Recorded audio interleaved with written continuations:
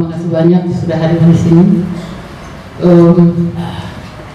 Pertama yang pasti tanggal 2 Desember GSI akan mendukung aksi bela Islam ketiga.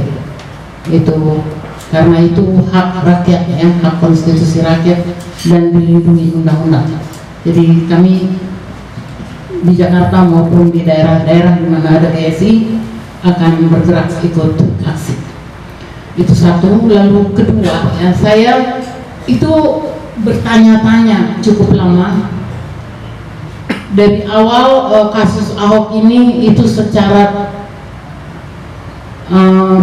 jelas, ya, sangat, kalau orang asing bilang itu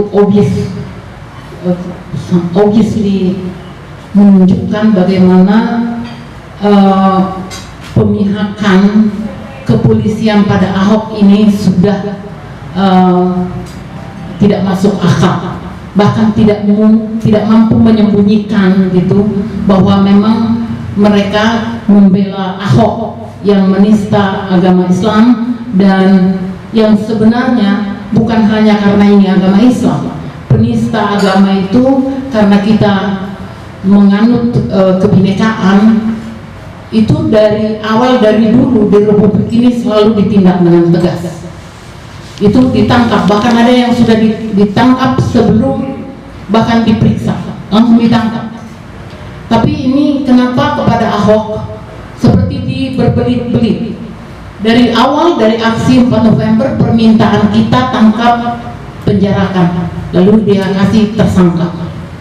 Lalu ketika kita meminta bahwa yang kami minta adalah tangkap dan penjarakan, kita ini seperti yang manja, yang nggak mau puas, yang nggak mau sabar, yang berlebihan. Bukan itu poinnya.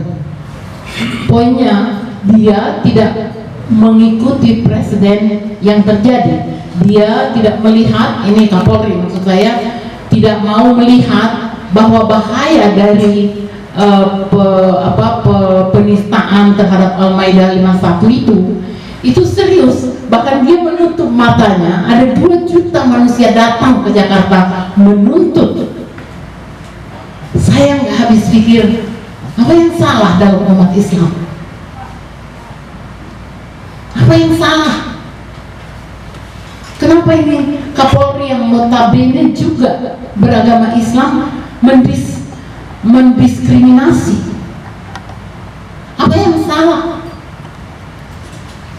Apa yang salah dengan ulama kami? Ini penting dijawab oleh Tito. Dia nggak bisa terus-menerus berkelit, dan dia tidak bisa terus-menerus mencari kambing hitam dan tiba-tiba mengatakan ini ada makar. Ini apa? Ini tindakan paling goblok, dan harusnya dia sebagai Kapolri malu mengeluarkan seperti ini. Saya nggak tahu siapa yang mengeluarkannya, tapi kelihatannya ya ini kan yang dibilang orang-orang kumpul kok dibilang makar. Mikir nggak sih otaknya? Saya mendukung apa yang dikatakan teman-teman tadi. Memang ini orang karbitan. Itulah pentingnya jam terbang. Jam terbang membuat orang menjadi dewasa. Menjadi dewasa membuat orang memahami dampak dari setiap ucapan dan dari setiap kebijakan.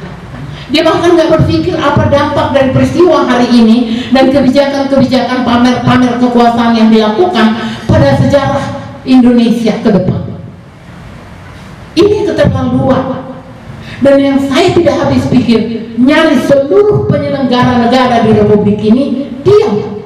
DPR diam, MPR diam, Presiden diam, malah mereka nari-nari, bikin kesibukan sendiri, lari-lari ke konsolidasi. Nggak sama sekali ada satu pertemuan pun yang dilakukan oleh Presiden yang berbicara tentang bagaimana kita menyikapi saudara-saudara kita yang sedang kecewa ini. Saya nggak pernah mendengar mulut Jokowi mengatakan sesuatu yang menunjukkan dia concern pada persoalan ini. Rakyat Indonesia ini 80% umat Islam. Dia sadarnya itu. Kita ini tidak sedang mengatakan adu kekuatan atas jumlah, tapi jumlah itu kan nongol kemarin. Ada 2 juta hadir di Jakarta dan dia tetap berbicara tentang makar. Kemarin di istana makar juga yang dibicarakan Setia Novanto. Jadi semua nih bicara makar. Gerakan Selamatkan Indonesia ini sejak awal didirikan, yang kita cita-citakan, yang kita perjuangkan adalah kembali ke Undang-Undang Dasar 45. Kalau ada yang marah dengan tindakan kami dan menuduh kami makar, itu bukan makar. Yang marah itu makar. Karena Undang-Undang Dasar kita ini sudah diblecetin waktu di amandemen. Pancasila sudah tidak ada di dalam Undang-Undang Dasar kita. Itu yang membuat kita miskin. Itu yang membuat rakyat kita miskin. Itu yang membuat kekayaan negara ini pindah ke tempat lain, pindah ke negara orang. Jadi adalah aneh apabila secara terang-terangan seorang pejabat mengatakan kegiatan kembali ke Undang-Undang Dasar 45 yang kita kerjakan sebagai makar misalnya. Itu bukan makar, itu kecintaan anak-anak bangsa pada negerinya. Dan bangsa ini akan sangat menyedihkan apabila dia tidak berpikir bahwa memang itu harus diperbaiki. Jadi saya menangkap memang dari semua yang terjadi kasat mata kita lihat kan ada konsolidasi partai, saya melihat ini aneh dan tidak bermutu ya, seperti hanya ingin mengatakan nggak penting gitu, tapi padahal penting. Pura-pura bicara Bhinneka Tunggal Ika, lupa bahwa kita sedang memperjuangkan Bhinneka Tunggal Ika. Ini saudara saya ini beragama Kristen ya? Kita sedang memperjuangkan bagaimana menjaga kebinekaan.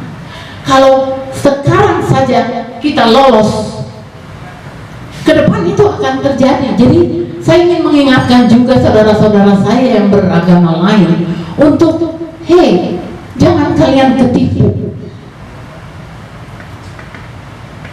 Ini bukan urusan SARA. Kami ingin menjaga toleransi itu yang sedang diperjuangkan. Itu sebab ada pasal yang tentang penistaan, menjaga persatuan, mencegah perpecahan. Itu yang dijaga oleh pasal penistaan agama. Oke, saya pikir